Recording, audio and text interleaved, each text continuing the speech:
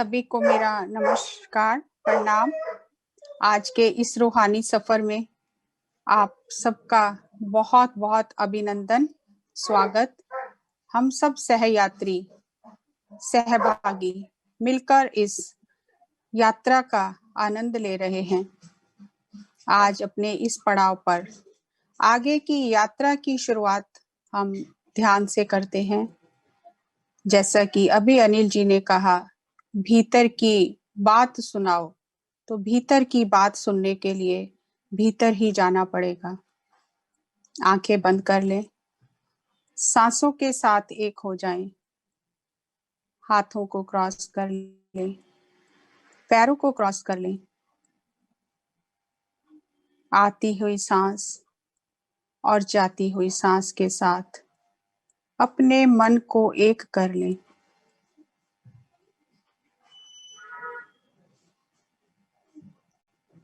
भीतर की ये यात्रा सांसों के साथ ही की जा सकती है, क्योंकि सांसें ही भीतर जाती हैं। सांसें ही हमें भीतर ले जा सकती हैं। सांसें शरीर में आती हैं, जाती हैं, आती हैं, जाती हैं, लेकिन सांसें हमारे शरीर का अंग नहीं है। सांसें इस शरीर में परम सत्ता का राजदूत हैं, एम्बेसडर हैं, जो हमें उस परम सत्ता के लोक की खबर देती हैं। अगर हम उस लोक की बातों को, उस लोक के ज्ञान को पाना चाहते हैं, तो सबसे सुगम मार्ग है सांसों के साथ एक हो जाएं। विचारों को छोड़ दें। आती हुई सांस, जाती हुई सांस। हम अपने इस अद्भुत सफर में नानक नाम जहाज, इस सुंदर अद्भुत सफर में हम नानक के जहाज पर चढ़ने की तैयारी कर रहे हैं। हम उस यात्रा की तैयारी कर रहे हैं जिसके बाद सारी यात्राएं समाप्त हो जाती हैं। हमें हर दिन इस बात का निरीक्षण करना है, कहीं हमने अपने सामान में कोई अनावश्यक वस्तु तो नहीं रख ली। कहीं अभी भी हमारे मन में किसी के प्रति राग, द्वेष, ईर्ष्या, नफरत तो नहीं है। सब कुछ यहीं छोड़ देना है। केवल उस एक को हृदय में धारण करना है, जिस एक को पा लेने से सभी प्रश्नों का समाधान मिल जाता है। लास्ट 1 मिनट सांसों के साथ रहें। आती हुई सांस और जाती हुई सांस। सांसों की मस्ती में मस्त हो जाएं। सांसों की लय में एक हो जाएं। सांसों की ऊर्जा के साथ मन को जोड़कर उस पावन आकाश गंगा में मन को स्नान करने दें।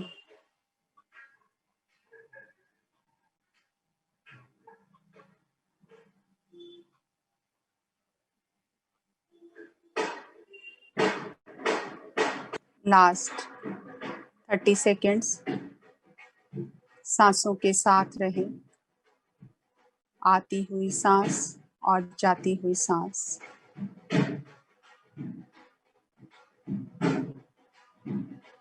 विचारों को छोड़ते जाएं। विचारों का पीछा ना करें। सब तरफ से मन को हटाकर सांसों पर ले आए। Last 10 seconds. 9, 8, 7, 6, 5, 4, 3, 2, 1, 0। अपनी हथेलियों को खोलकर अपनी आंखों पर रखें 5 सेकंड के लिए। 5, 4, 3, 2, 1, 0। अपनी हथेलियों के बीच में ही अपनी आंखें खोलकर ध्यान से बाहर आ जाएं। Give a big clap for meditation. Thank you, thank you, thank you. आप सभी का बहुत बहुत आभार, शुक्रिया। और इस यात्रा के इस पड़ाव में हार्दिक अभिनंदन।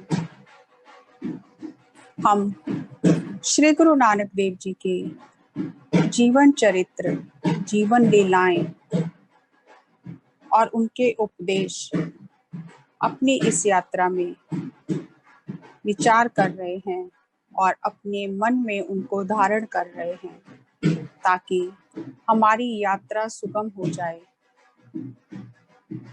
हम गुरु के उपदेशों का पालन करें और जो काम करने के लिए श्री गुरु नानक देव जी ने हमें मना किया है वो काम हम छोड़ते जाएं और जो करने के लिए कहा गया है हम अपने जीवन में उनका पालन करें तो हम उस नानक के जहाज पर चढ़ जाएंगे।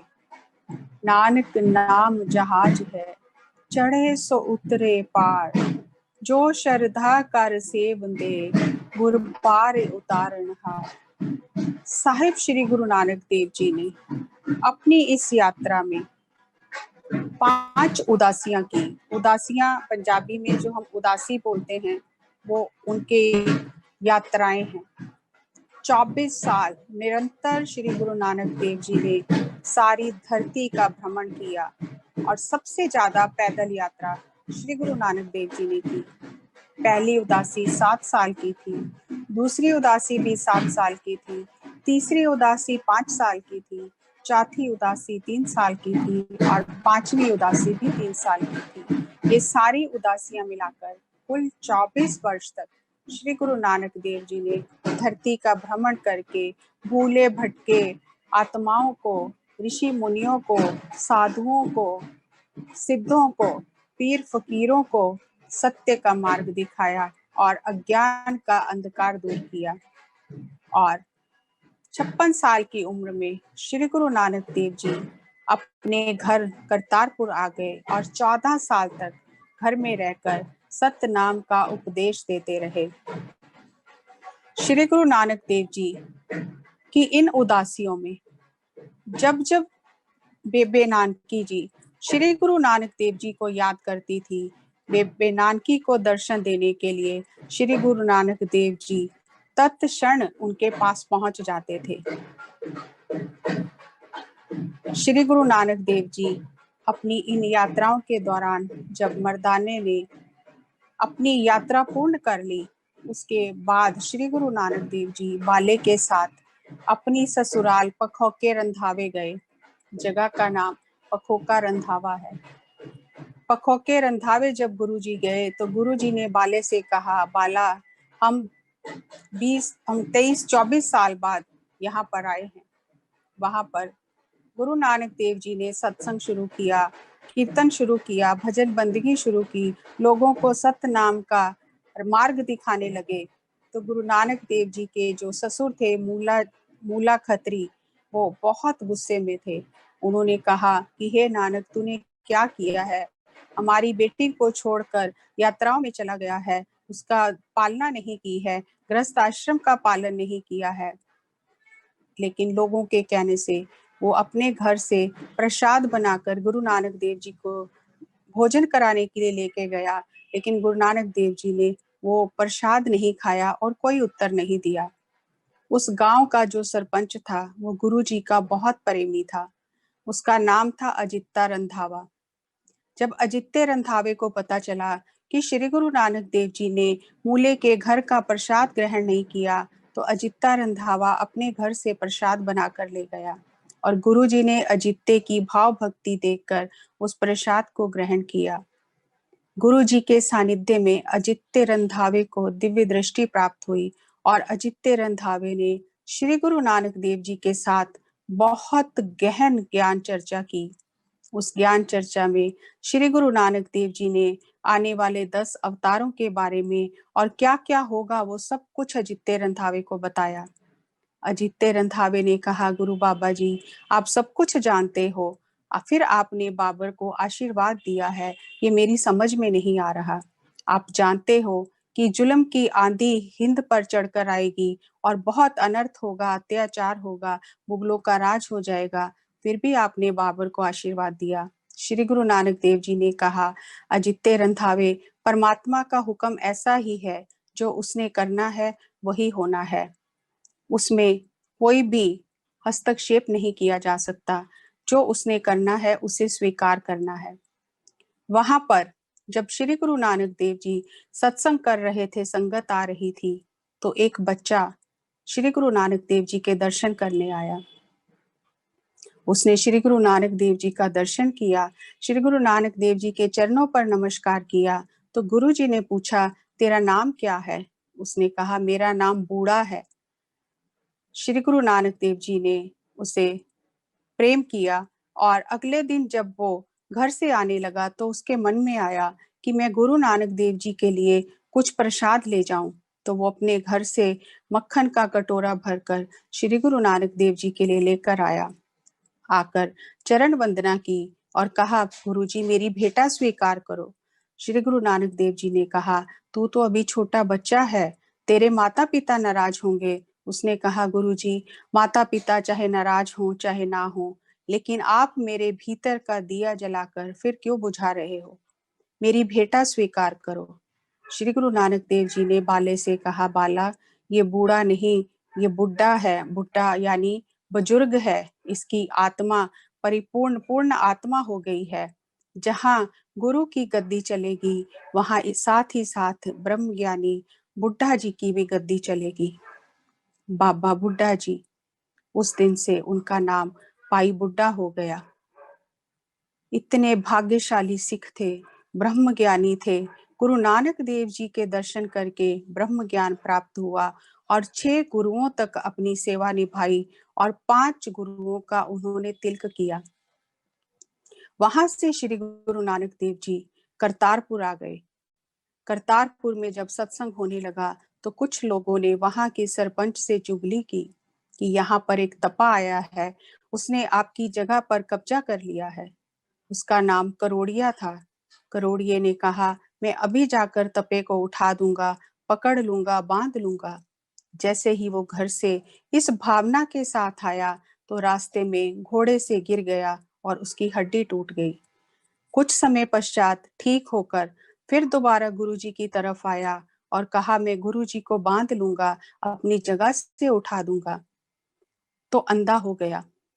लोगों ने कहा, भाई तू कुछ शुद्ध भावना करके जा, गुरु नानक पूर्ण पुरख है, तू मन शुद्ध करके जब उनकी तरफ जाएगा तभी तुझे कुछ दिखाई देगा। करोड़िये ने मन में श्री गुरु नानक देव जी का ध्यान किया। जब हम किसी मुसीबत में फंस जाते हैं तब हमें गुरु के बिना, परमात्मा के बिना कुछ याद नहीं आता। तब हम चाहते हैं हम किसी तरह से ठीक हो जाएं। वही अवस्था करोड़िये की थी और करोड़िये को सब कुछ दिखाई देने लग गया। करोड़िया श्री गुरु नानक देव जी के चरणों में नमस्कार करके अपनी भूल की क्षमा मांगने लगा। करोड़िये ने श्री गुरु नानक देव जी के आगे अरदास की कि गुरु जी, आपका यहाँ होना लोगों के कल्याण के लिए है। आपके यहाँ होने से लोगों का बहुत कल्याण होगा, साध संगत होगी। मैं आपके चरणों में अपनी ये जमीन भेंट करना चाहता हूँ। आप यहीं पर अपने घर बनाकर रहें। श्री गुरु नानक देव जी ने कहा, हे करोड़िया, सारी धरती हमारी है, हम ये थोड़ी सी जमीन लेकर क्या करेंगे? करोड़िये ने कहा, गुरुजी, आप मेरी भेंटा स्वीकार करो, यहाँ अपने नाम का नगर बसाओ। श्री गुरु नानक देव जी ने कहा कि नहीं, यहाँ पर करतार के नाम का करतारपुर नगर बसेगा।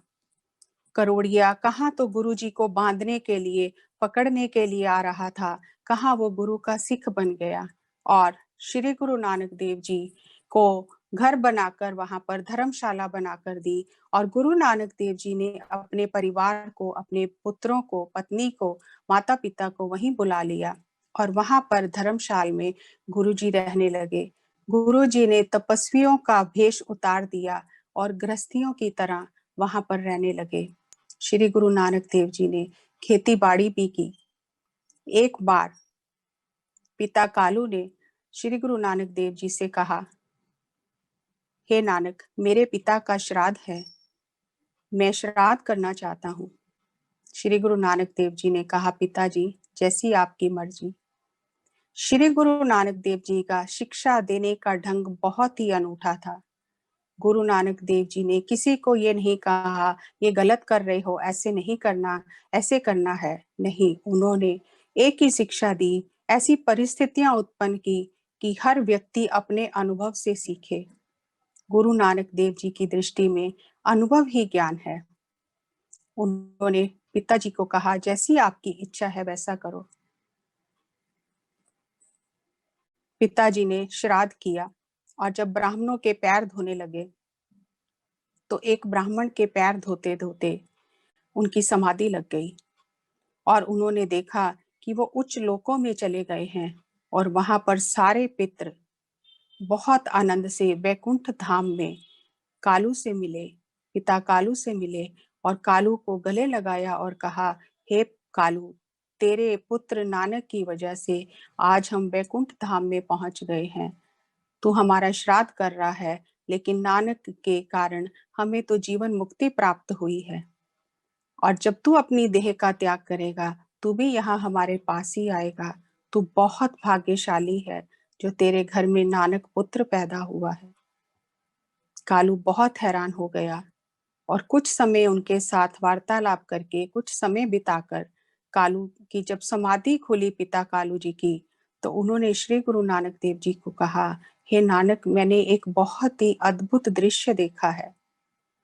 जब श्री गुरु नानक देव जी को पिता कालू ने बताया कि सारे पितृ तो पहले ही मुक्त हो चुके हैं, ये श्राद्ध किसके लिए करना है। मेहता कालू को उस दिन दिव्य दृष्टि प्राप्त हुई। उन्हें उस दिन ये पता चला कि मेरा पुत्र नानक निरंकार है, परमात्मा है। पिता कालू जब गुरु नानक देव जी के चरणों पर नमस्कार करने लगे तो गुरु नानक देव जी ने कहा, ये उल्टी रीत नहीं चलानी, आप पिता हो, मैं पुत्र हूं। पिता कालू ने कहा, हे नानक, तू कहे तो श्राद्ध करे, नहीं तो ना करे। तो श्री गुरु नानक देव जी ने कहा, अब आप सारे रहस्य को जान चुके हो। जब तक पितृ वासना से बंधे रहते हैं तब तक उनका कल्याण नहीं होता। श्री गुरु नानक देव जी की शिक्षाओं पर पिता कालू ने चलना शुरू किया, नाम जपना शुरू किया, धर्म कर्म करना शुरू किया। श्री गुरु नानक देव जी करतारपुर में रहने लगे, खेती बाड़ी की।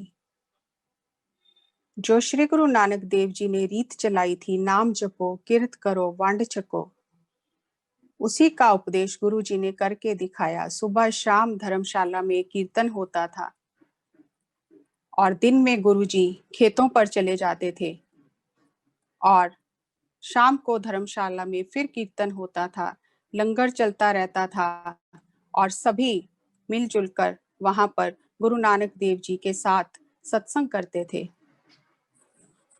श्री गुरु नानक देव जी के मन में आया कि अब इस राज को, इस सत्य के राज को चलाने के लिए मुझे अपने राज्य का उत्तराधिकारी चाहिए।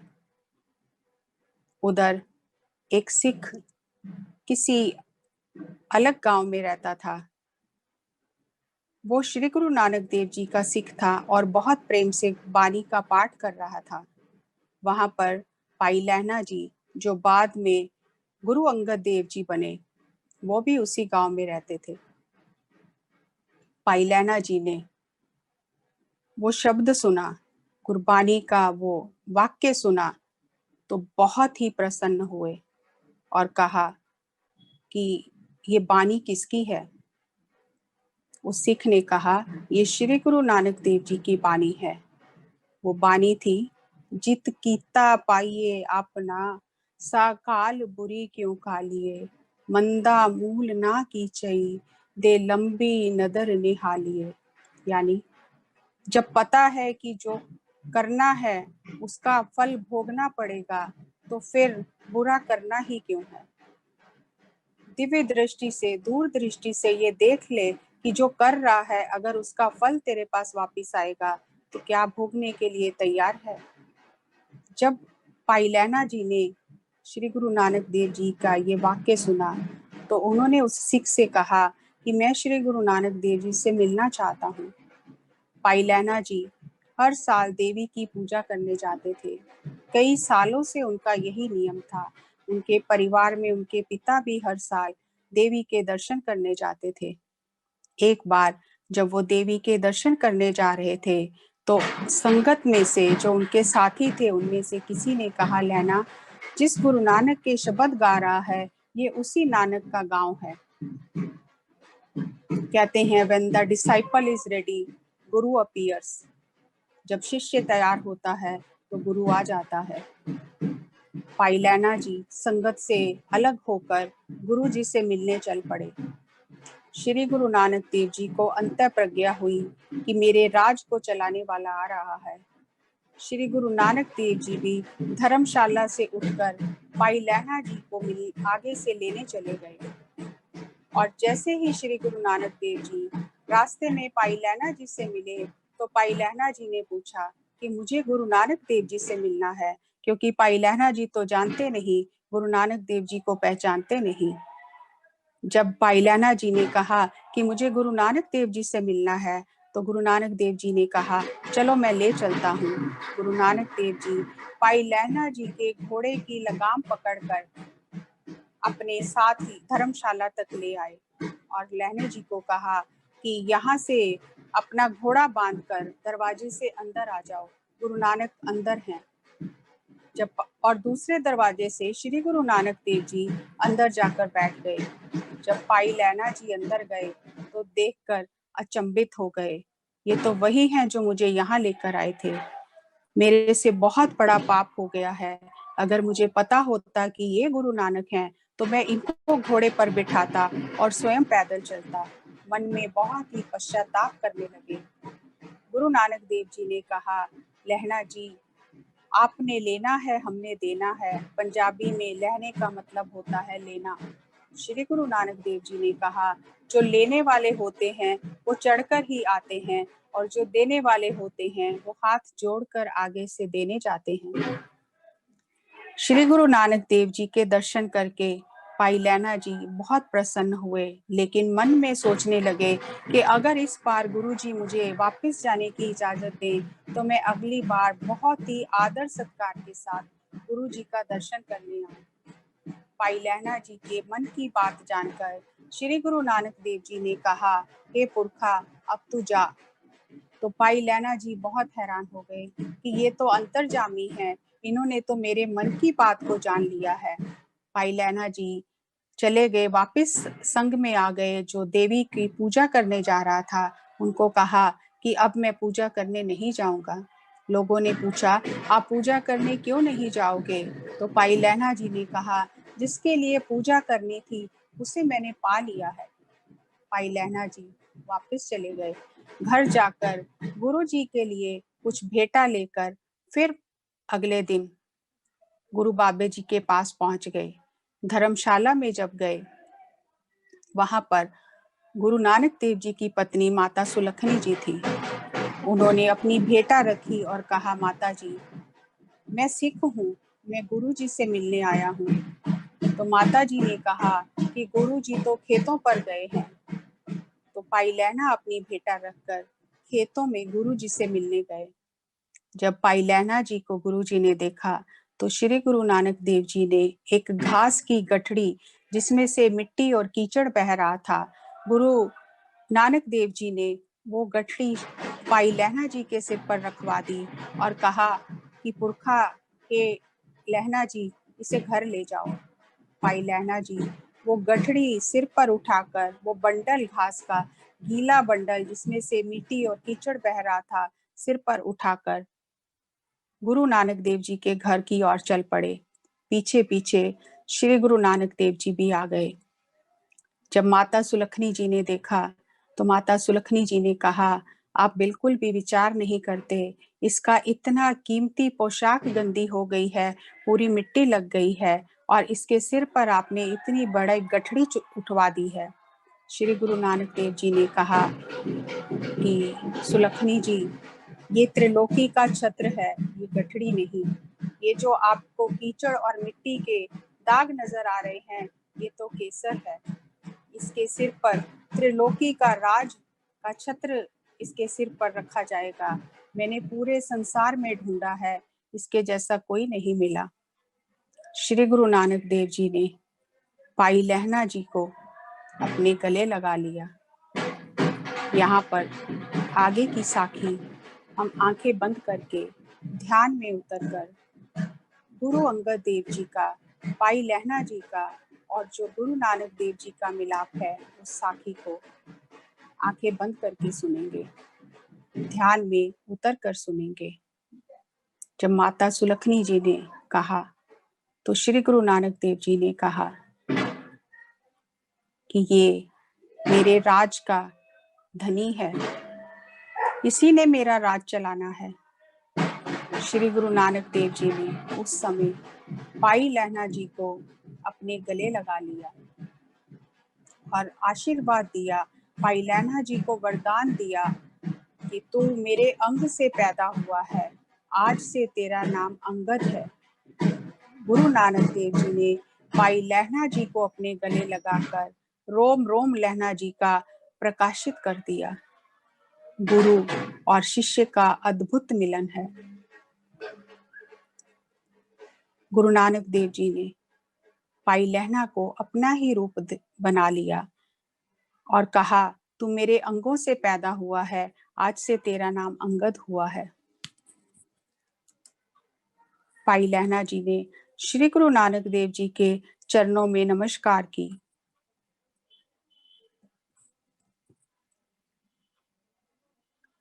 पाई लहना जी दिन रात श्री गुरु नानक देव जी की सेवा करने लगे। एक बार गुरु नानक देव जी ने इस सत्य की गद्दी किसको सौंपनी है, उसके लिए सिखों की और पुत्रों की निरंतर परीक्षाएं करनी शुरू कर दी। एक बार जाते जाते गुरु नानक देव जी ने अपने हाथ का कटोरा कीचड़ में फेंक दिया और श्री चंद जी को कहा, बेटा ये कटोरा निकाल दो। श्री चंद जी ने कहा, हम गुरु पुत्र होके कीचड़ में हाथ डालेंगे। श्री गुरु नानक देव जी ने छोटे पुत्र लक्ष्मी दास को कहा, बेटा ये कीचड़ से कटोरा निकाल दो। लक्ष्मी दास जी ने कहा कि आप तो ऐसी ही बातें करते हो, इतनी गंदगी में हम आपके पुत्र होकर क्यों जाएंगे, क्यों हाथ डालेंगे। कोई नौकर आएगा, वो कटोरा निकाल लेगा, आपको कटोरे से इतना मोह क्यों है। घर में बहुत कटोरे हैं, कोई और कटोरा ले लेना। श्री गुरु नानक देव जी ने पाई लहने की तरफ देखा। पाई लहना जी ने उसी समय कीचड़ में जाकर वो कटोरा निकाल लिया। श्री गुरु नानक देव जी ने कहा, जो कीचड़ से कटोरा नहीं निकाल सकता, वो कीचड़ में डूबी हुई मानवता को कैसे निकालेगा। माता सुलखनी जी ने कहा, गुरु जी आपके पुत्र आपके पास हैं और आप सिखों पर बहुत कृपा करते हो, अपने पुत्रों की ओर देखो। श्री गुरु नानक देव जी ने कहा, ये मेरे बस में नहीं है। ये सत्य की गद्दी जिसे परमात्मा देगा, जिसे करतार देगा, वही ले जाएगा। ये मेरे पुत्र नहीं, ये सारे ही मेरे पुत्र हैं। मेरे लिए कोई भी अपना और बेगाना नहीं है। ऐसे गुरु जिसने एक का ही पाठ पढ़ाया, जिसके लिए अपना बेगाना कोई नहीं है, जिसने सिख को अपना ही रूप दे दिया। भाई लहना जी ने श्री गुरु नानक देव जी का एक वाक्य अपने हृदय में उतार लिया और गुरु नानक देव जी ने उन्हें अपने घर की चाबियां ही सौंप दी, अपना ही रूप बना दिया। भाई लहना जी का स्वीकार भाव और गुरु के प्रति समर्पण अकथनीय है। भाई लहना जी ने गुरु के शब्द को अपना आधार बनाया, गुरु के सिद्धांत को अपना आधार बनाया, पूर्ण समर्पण कर दिया और गुरु का रूप हो गए। ऐसा ही समर्पण, ऐसा ही भाव हमारे हृदय में भी उत्पन्न हो जाए। हमें भी गुरु अपने गले लगा ले, हमारा भी रोम रोम गुरु प्रकाशित कर दे। लेकिन ऐसा तभी होगा जब हम गुरु के बताए हुए सिद्धांत पर चलेंगे, गुरु के शब्द से जुड़ जाएंगे, क्योंकि गुरु शरीर नहीं है। गुरु निर्गुण स्वरूप है, गुरु प्रकाश है